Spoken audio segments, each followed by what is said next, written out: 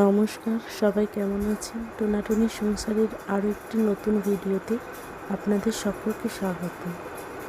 তো সকাল থেকেই ভিডিওটা স্টার্ট করছি। এই যে বেটুকে নিয়ে বসেছি। ওর বাবা গেছে ডিউটিতে, তো ওকে নিয়ে একটুখানি খেলা করছি, তারপরে ওকে খাওয়াবো।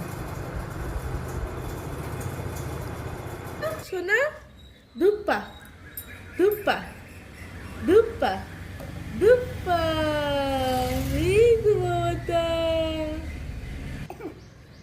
উঠে পড়ো উঠে পড়ো উঠে পড়ো। এখানেও মোবাইলটা দেখছে যে মোবাইলে কী হচ্ছে। একটু আগে ওকে বলেছিলাম দুপ্পা করতে, ওই জন্য শুয়ে পড়তে বলা, তো শুয়ে পড়েছে। এখন মোটামুটি যেটা বলি, যেগুলো রেগুলার বলা হয় সেগুলো অনেক কিছুই বুঝতে পারে।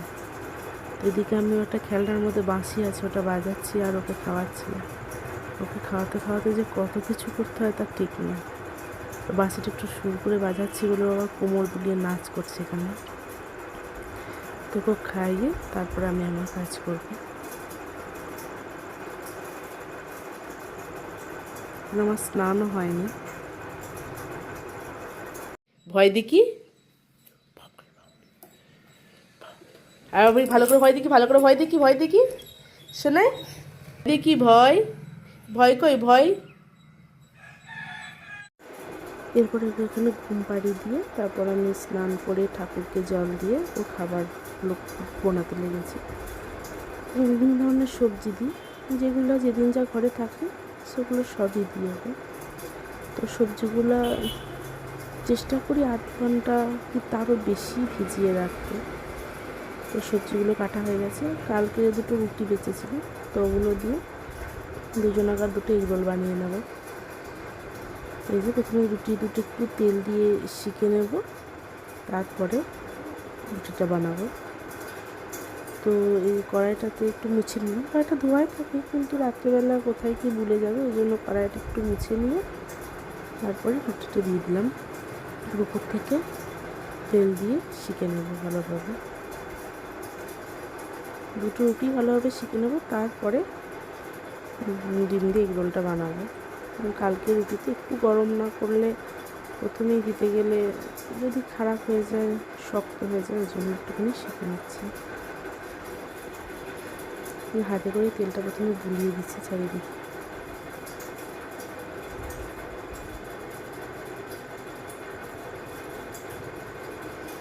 এখানে ডিমটা করবো বলে জিনিস নিয়েছি: নুন, হলুদ, লঙ্কা, পেঁয়াজ কুচি, ধনে গুঁড়ো, জিরে গুঁড়ো আর একটুখানি গরম মশলা নিয়েছি। সবগুলো হাত দিয়ে ভালোভাবে প্রথমে মেখে নিচ্ছি পেঁয়াজের সঙ্গে।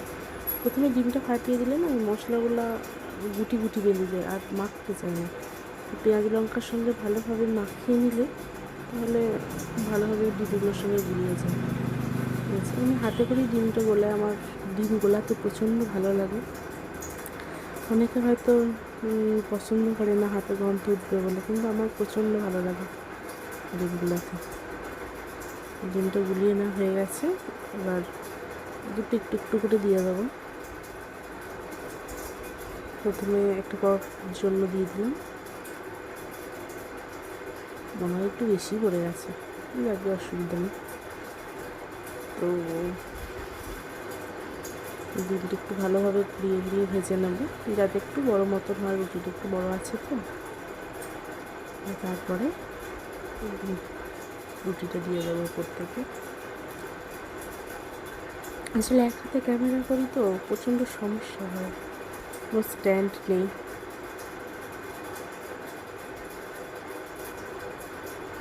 যে অনেকটা বড় হয়ে গেছে ডিমের আয়োজনটা। তো এবার রুটিটা উপর থেকে চেপে চেপে এক পিঠ দেবো, তারপরে উপর পিঠটা উল্টে দেবো, তাহলে রুটিটা ভালোভাবে লেগে যায় আর দুপিঠে একটুখানি ডিমের দিয়ে থাকে। এই জন্য এপিটুপি দুপিঠি ভালোভাবে দিয়ে দিলাম।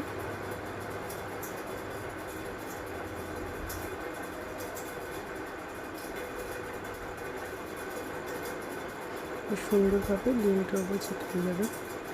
এই ডিমটা একটুখানি চেপে, সমস্যা নেই, ঘরের মানুষের তো তবে বাইরে তার বিক্রি হচ্ছে না। তো ডিমটা একটু ভেঙে গেছে, তো লাগিয়ে দেবে, অসুবিধা নেই, গরম আছে তো আটকে যাবে। কিন্তু সাদা অংশটা ভালোভাবে গলেনি, একটু সাইড করে দিচ্ছি।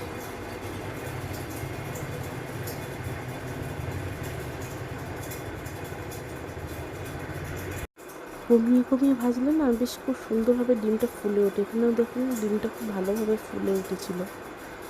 ডিমটা ফুলে উঠলে বেশ টেস্টটাও ভালো আসে, আর ভেতর অবধি ভালোভাবে ভাজাও হয়। আমি চেষ্টা করি যতক্ষণ ডিম ভাজি আমি ফুল লো ফ্লেমে ভাজতে চেষ্টা করি। তাড়াহুড়ো থাকলে তখন হাই ফ্লেমে ভাজি, কিন্তু বেশিরভাগ টাইম আমি লো ফ্লেমেই ভাজি। তো যেদিকে একটা পরোটা রেডি হয়ে গেছে তুলে নেব, এবার একটা পরোটার জন্য রেখে দেবো তেল। বাকি যেটুকুন শুয়েও পড়েছিল জিনিস সেটা তুলে নিলাম। পরোটার জন্য একটু তেল দিয়ে আর একটা করে নেব। যে দুটো রেডি হয়ে গেছে, এদিকে পেঁয়াজ কুচি গাজর কুচিও রেডি হয়ে গেছে। এখন দেবো না, বাবা আসুক ডিউটি থেকে, তারপরে সাজিয়ে একবারে খাওয়া দাওয়া করবো। ওটা একটুখানি শিখেও নেবো, কারণ তখন তো ঠান্ডা হয়ে যাবে। শিখে নিলে একটু গরম গরম খেতে ভালো লাগবে, না তো শক্ত হয়ে যাবে, কালকে উঠি তো। তো গাজর পেঁয়াজ সাইড করে রেখে দিলাম। তারপর কড়াইয়ে আমি আজকে বিরিয়ানির করবো, তো ওই জন্য বিরিয়ানির জোগাড় করছি। একদিকে ডিম সিদ্ধ হচ্ছে, ডিমের বিরিয়ানি করব। তো এই যে কড়াইয়ে তেল দিয়েছি, একটুখানি বেরেস্তাটা ভেজে নেব। পেঁয়াজগুলো একটু হাতে করে ছাড়িয়ে নিচ্ছি যাতে লাগা লাগা না হয়ে যায়। তো পেঁয়াজগুলো ছাড়িয়ে নিই, এবার কড়াইয়ে ভালোভাবে ভেজে নেব। বেরেস্তা ভাজাতে নুন কিছুই দিন, অনেকে নুন দেয়, আমি নুন দিলে এমনি শুধুই ভাজি। একটু হাই টু লো ফ্লেম করে মিডিয়াম থেকে একটু বেশি করে ঢাকা না দিয়েই ভাজবো। ঢাকা দিলে কেমন থ্যাস থ্যাস হয়ে যাবে, তো ঢাকা না দিয়ে মিডিয়াম টু হাই ফ্লেমে ভালোভাবে ভেজে নেব। এদিকে মাঝে মাঝে একবার করে ওকে দেখতে আসছি যে ঘুমাচ্ছে, নড়ছে না কী করছে। আসলে খাটের শোয়ায় তো একটু ভয় লাগে, ও উঠে আসে না, যদি উঠেও যায় ও কান্না করে, ওখানে শুয়ে শুয়ে উঠে বসে কান্না করে, পেয়েও আসে না। এবার বিরিয়ানির জন্য আলুগুলো বুনিয়ে নেব। এখানে দুটো আলু নিয়েছি, দুটো আলুতে হয়ে যাবে। দুটো আলুটা তিনটে করে ভাগ করব। এক হাতে করে কাটতে হচ্ছে, এক হাতে মোবাইল ধরে আছি তো ওই জন্য আর এক হাতে করে কাটতে হচ্ছে। এটা একটু বড় ছিল বলে এটা 4 ভাগ করছি। আমি তো সিটি মারবো না, তো ওই জন্য একটু ছোট ছোট পিস করলে আলুগুলো ভালো সিদ্ধ হয়। বড় বড় পিস করলে আলুগুলো ওপরটা হয়তো ভালোভাবে সেদ্ধ হয়ে যায়, কিন্তু ভেতরটা কাঁচা থাকে। একটু হলুদ নিয়ে আর একটু নুন নিয়ে ওখানে ফেলে দিলাম। অনেক সময় আলুগুলো মাখিয়েও নিই, এখন নুন হলুদেই ভেজে নেব। একেবারে লো ফ্লেমে ঢাকা দিয়ে দিয়ে ভাজবো, একটু টাইম নিয়ে ভাজলে হয়ে যায় সেদ্ধ, একেবারে সেদ্ধ। তারপরে আবার জলে সিদ্ধ করব। তো দিকে বেরেস্তাটা রেডি করে নিয়েছি, এদিকে আলুগুলো সব দিয়ে দিচ্ছি। এবার আলুগুলো আস্তে আস্তে সিদ্ধ হতে থাকবে, আর আমি কিছু কাঁচাকুচি আছে তো সেগুলো আমি সেরে নেব। এখন ঘুমাচ্ছে, কাঁচাকুচিটা আমাদের বাইরেই করতে হয়, তো ওই জন্য ও ঘুমালে পরে আমি সঙ্গে সঙ্গে স্নান করে তারপরে আমি কাঁচাকুচি কাজটা করে নিই। এদিকে ভাতের চাল ধুয়ে রেডি করা আছে, ডিমটা সিদ্ধ হচ্ছে। তো এই যে কাঁচাকুচি হয়ে গেছে, এদিকে ডিমও নেমে গেছে, আর আলুগুলো আর এক পিঠ ভালোভাবে উল্টে দিচ্ছি। মাঝে একবার কাচতে কাচতে এসে উল্টে দিয়ে গেছিলাম, কিন্তু সেটা আর ভিডিও ক্লিপ নেওয়া হয়নি, তাড়াহুড়ো ছিল, বাচ্চা উঠে যাওয়ার টেনশন ছিল। ঘরে থাকলে শুনতে পাই, কিন্তু বাইরে জল চলবে, কাচবো তো শুনতে পাবো না। তো বাবা এলো হয়, কিন্তু বাবার আসতে অনেকটা দেরি হবে, তখন কাচাকুচি করতে গেলে এদিকে রান্না বান্না কাচাকুচি প্লাস ও উঠলে খাওয়ানোকে একটু সময় দেওয়া তখন আর হয়ে ওঠে না। এদিকে রসুন আদা একটু কুচিয়ে নিয়েছি, এগুলো একটু থেতো করে নেব, আলাদা আলাদা করেই করব। তো এই যে রসুনগুলো প্রথমে থেতো করে নিচ্ছি, তারপরে আদা আর লঙ্কাটা একসাথে পেস্ট করব।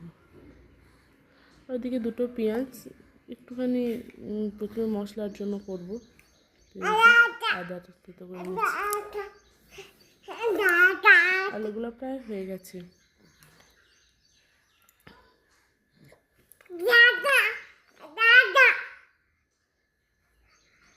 বাচ্চাটা এদিকে চেঁচাচ্ছে, ভয় সবাই দিচ্ছে, তখন খেলা করছে তো ওই জন্য।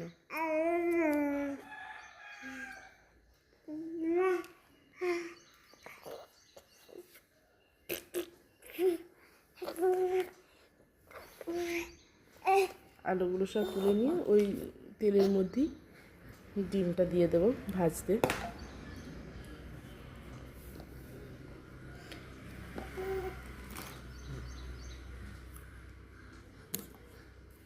তো বেটু উঠে গেছে, তো ওই জন্য হাতটা ধুয়ে তাড়াতাড়ি যাচ্ছে। ছেলে আমার উঠে গেছে, এরপর আর সহজে ছাড়তে চায় না। তো বাকিটা বাবা আসার পরেই করেছি। তো এই যে প্রথমে এই রোলটা রেডি করে নিচ্ছি, আর একবার গরম করে নিয়েছিলাম। তো প্রথমে লেবুটা মাখিয়ে নিলাম, এরপর একটুখানি গাজর, একটুখানি পেঁয়াজ আর একটুখানি সস দিয়ে দেবো। সেদিন এই রোলটা খুব টেস্টি হয়েছিল। এখন বলছি, এখন পরে ভয়েস ওভার দিচ্ছি, এখনও মনে হচ্ছে জিভে জল আসছে, এত টেস্টি হয়েছিল। সিম্পল জিনিসটা খেতে টেস্টি লাগে, এক গাদা জিনিস দিলেই যে খেতে টেস্টি হবে সেরকমটা না। আর আমার হাজব্যান্ড আর আমি দুজনেই একটু সিম্পলের মধ্যে খেতেই পছন্দ করি। সস দিয়ে দিলাম। খাওয়া দাওয়া হয়ে গেছে, এবার রান্নার কাছে আবার চলে এসেছি। ডিমগুলো সিদ্ধ হয়ে গেছে, এবার চুলোকে একটু চিড়ে নিচ্ছি, তাহলে মশলাটা ভালোভাবে ঢুকবে, তেল নুন যাই দেবো। আর একটা ডিম সরিয়ে রাখলাম, ওটা আমার বেটুর জন্য, ওকে ভাতের সঙ্গে দেবো বলে। তো এই ডিমের মধ্যে একটুখানি নুন, একটুখানি হলুদ আর একটুখানি গরম মশলাও দেওয়া যায়। তো নুন হলুদ এইটুকুই দেবো। জি, এখানে মাখিয়ে নিয়ে তারপর তেলে দিলে বেশ ভালো হয়, ডিমটা গায়ে ভালোভাবে মাখে। আর তেলের মধ্যে দিয়ে তারপরে ডিমটা ভাজলে সেভাবে গায়ে লাগে না। এই যে এদিকে গ্যাসটা ধরিয়ে নিলাম, এইদিকে ভাতের জন্য জল বসিয়ে দিলাম। একেবারে চালটা ওখানে ধুয়েই চাল জল একসাথেই বসিয়ে দিয়েছি। তো এখানে ক্যামেরাম্যান হয়েছেন আমার হাজব্যান্ড, দেখে বোঝাই যাচ্ছে হাঁড়ি আর কড়াই ছাড়া কিছুই দেখা যাচ্ছে না। তো বলাতে আবার মোবাইলটা দিকে সরিয়েছে। এখানে লবণ দিয়ে দিলাম। এখানে লবণটা স্বাদ মতো না দিলেও হয়, কারণ ভাত যতটুকু লবণ নেওয়ার ততটুকুই নেয়, বাকিটুকু আর নেয় না, জলের মধ্যেই পড়ে থাকে, মারের সঙ্গে একবারে ঝরে চলে আসে। তো লবণ দিয়ে দিলাম আন্দাজ মতো, আর একটুখানি সাদা জিরে জলের মধ্যে ফেলে দিলাম, তো বেশ টেস্ট লাগে। আর কিছু গরম মশলা দেবো, এই যে এখানে যে গরম মশলাগুলো হয়, এলাচ, লবঙ্গ, দারচিনি, স্টার, জয়িত্রী, যা যা আছে একটু আধটু করে, যেগুলো ঘরে ছিল মোটামুটি সেগুলোই সব দিয়েছি। তো এই যে সব গরম মশলাগুলো একবারে জলে সিদ্ধ করে নেবো। জলে সিদ্ধ করে নিই, তারপরে এগুলো বেছে ফেলে দিই, কারণ মুখে লাগলে প্রচণ্ড বিরক্ত লাগে দুজনেরই। তো ওই জন্য এইভাবেই জলে সিদ্ধ করে নিই, তারপরে এগুলো বেছে ফেলে দেবো।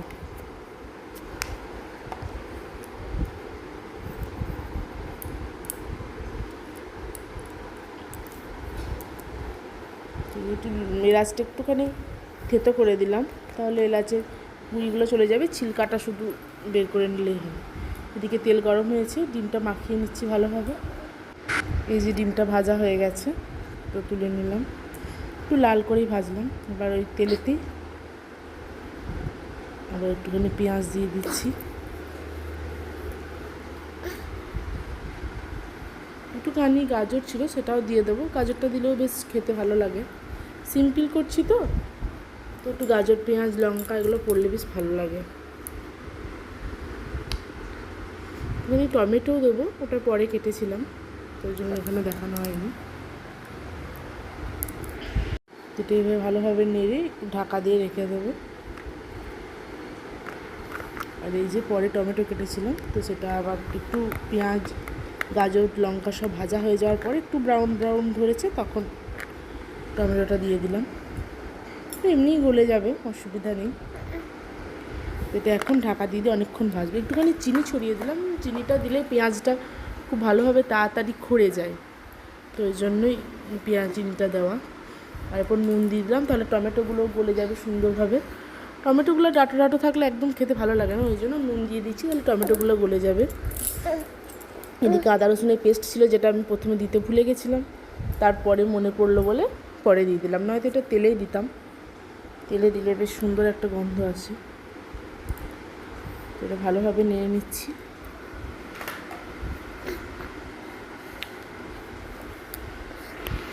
তো ঢাকা দিয়ে দিয়ে অনেকক্ষণ কষাবো, যাতে পেঁয়াজ, টমেটো সব সুন্দরভাবে নরম হয়ে যায়।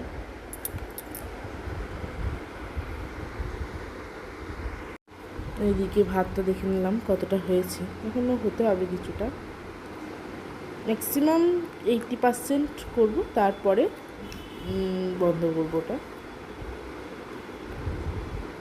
তো এদিকে অনেকটা ভাজা হয়ে গেছে, এদিকে কিছু মশলা দিচ্ছি, রেগুলার যে মশলাগুলো থাকে সেগুলোই, ধনে গুঁড়ো, অল্প জিরে গুঁড়ো, আর একটা আলাদা মশলা দেবো, সেটা হচ্ছে বিরিয়ানি মশলা, ওটা এক্সট্রা দেবো। এই যে ওটা দিলেই কাজ চলে, আর অন্য কোনো সেরকম মশলা দিই না।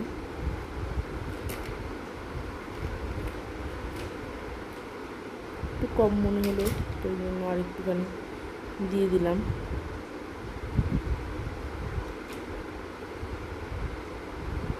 তো এখানেও আমার হাজব্যান্ড ক্যামেরা করে দিচ্ছে। তো আমি গরম জল ব্যবহার করার চেষ্টা করি, যে কোনো তরকারি, যে কোনো রান্নাতে গরম জল দিলে টেস্টটা ভালো আসে। তো একটু বেশি করে জল দিয়েছি, পেঁয়াজ টমেটোগুলোও সিদ্ধ হবে, আর আলু এগুলো একটু সিদ্ধ হয়েছে, কিন্তু তবুও আর একটুখানি ভালোভাবে সিদ্ধ হওয়ার জন্য আলুগুলো দিয়ে একবারে ভালোভাবে ফুটিয়ে নেব, তারপরে লেয়ারিং করব। ডিমগুলোও দিয়ে দেবো একটু পরে, একটু ভালোভাবে ফুটে যাক, তারপরে ডিমগুলো দিয়ে দেবো, তাহলে ডিমের ভেতর মশলাটা ভালোভাবে ঢুকবে। তো এই যে হয়ে গেছে আমার ওদিকে তরকারি রেডি। তো ডেকচি মতো নিয়েছি, এটার মধ্যেই লেয়ার করব। তো এই যে তরকারি সব ভালোভাবে সিদ্ধ হয়ে গেছে, না হয়ে গেছে। এবার এটার মধ্যে প্রথমে তরকারির একটুখানি ঝোল, মশলা আর 2-4টা আলু দিয়ে দেবো। এই যে দিচ্ছি, প্রথমে তরকারিটা দিয়েছি, তারপর ওপর থেকে একটুখানি ভাত দিচ্ছি, এটা ভালোভাবে ছড়িয়ে নেব, তারপরে বাকি যেটুকুন তরকারি আছে ওটা দিয়ে দেবো।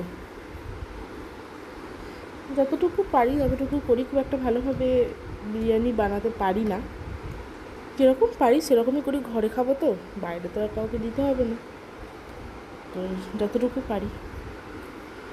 আর খুব একটা মশলা দিয়ে খাওয়াটা আমি পছন্দ করি না, আমার ভালো লাগে না। আতর, কেওড়া জল, গোলাপ জল এগুলো আমার একেবারেই ভালো লাগে না, সেন্টগুলো, তো ওই জন্য আমি ব্যবহারও করি না। এই যে বাকি যেটুকুন ডিমের মশলা ছিল সেটা দিয়ে দিলাম, এরপর বেরেস্তাটা অল্প দেবো এখানে ছড়িয়ে, এরপরে ভাত দেবো, তারপরে বাকি বেরেস্তাটুকুন আর ভাতটুকুন দিয়ে দেবো। আপনারা আবার ঘরে এইভাবে করে দেখতে পারেন, খুব একটা খারাপ লাগবে না, মোটামুটি ভালোই লাগবে। তো এই যে সবটুকুন ভাত যেটুকুন ছিল দিয়ে দিলাম, সিম্পলের মধ্যে ভালো লাগবে, এটা খেলে পেটেরও সেরকম সমস্যা হবে না। অনেকের বিরিয়ানি খেলে পেটের সমস্যা হয়, অনেকে বিরিয়ানি পছন্দ করে না শুধুমাত্র সেন্টের জন্য, কিন্তু এইভাবে বিরিয়ানি করলে সত্যিই খেতে ভালো লাগে, সেরকম শরীরও খারাপ করে না, পেটও খুব একটা ভালো লাগে না, প্লাস গন্ধ থাকে না বলে ইজিলি খাওয়াও যায়। আমি এটা ডাইরেক্ট ওভেনেই বসাবো, কোনো চাটুর উপরে বসাবো না, ডাইরেক্ট ওভেনে বসালেও অসুবিধা নেই, তলার যে গ্রেভিটা আছে ওটাই আস্তে আস্তে হবে, আর বাকিটা ভাপে হবে। আমি প্রায় সিদ্ধ করেই নিয়েছি। তো এই যে উপরে একটুখানি হাইটাই কুকি বেটা, স্মাইল প্লিজ, স্মাইল স্মাইল, হাসি হাসি, হাইটা কি বলছি কি, হ্যাঁ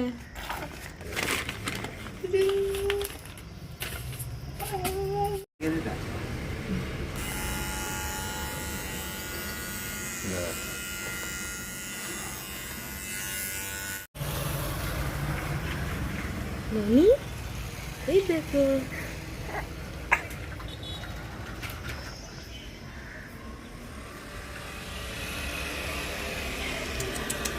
ফটো ফটো ফটো দেখো, ফটো শোনা, দেখা দেখা দেখা। তো আজকে চুলগুলো বেটুর কেটে দিলাম, তোকে নেড়ু নেড়ু লাগছে, কীরকম লাগছে, খারাপও লাগছে, তো কিছু করারও নেই, কাটতে হয়, এঁঠো চুল নাকি রাখতে নেই, ওই জন্যই কেটে দিলাম। আর এই যে বিরিয়ানির লেয়ার কাটলাম, কেমন হয়েছে জানি না, ও খেয়ে তারপরে বলবে কেমন হয়েছে, তবে জিনিসটা আমার সেন্টটা খুব ভালোই লেগেছে, আর খাওয়ার পরও বলেছিল যে হ্যাঁ খুব ভালো হয়েছে। হ্যাঁ, যেটা বলছিলাম, বেটুর চুলটা কাটার ইচ্ছে ছিল না, কিন্তু এঁঠো চুল রাখতে নেই, বুঝানোর সময় একবার কাটা হয়েছে, তারপর আবার এঁঠো চুল রাখতে নেই, ওর জন্যই কাটা হয়েছে, নিজেরও খুব খারাপ লাগছিল।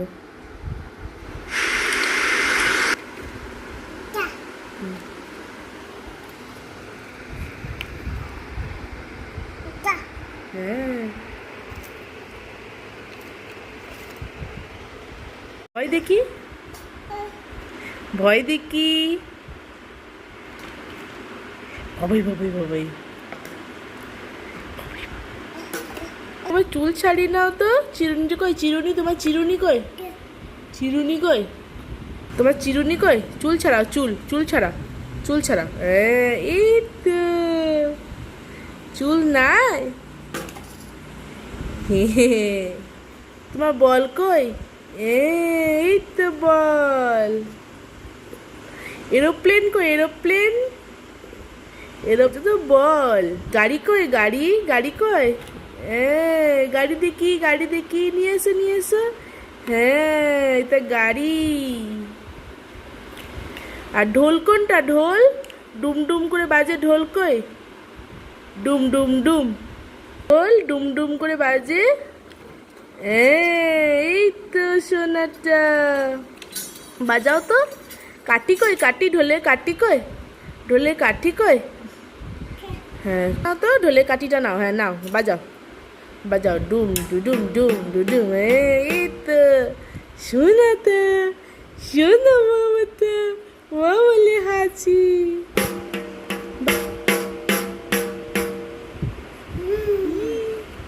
তোর বাবা ডিউটি গেছে, তো আমরা মা বেটায় দুজন মিলে খেলা করছিলাম। সবাই জানাবেন আমার বেটুকে নেরু মাথায় কেমন লাগছে। আমার একদমই ভালো লাগছে না, কিন্তু কিছু করার ছিল না। ভিডিওটা এখানেই শেষ করব। সবাই ভালো থাকবেন, সুস্থ থাকবেন, হাসি খুশি থাকবেন। দেখা হবে আর একটা নতুন ভিডিওতে। নমস্কার।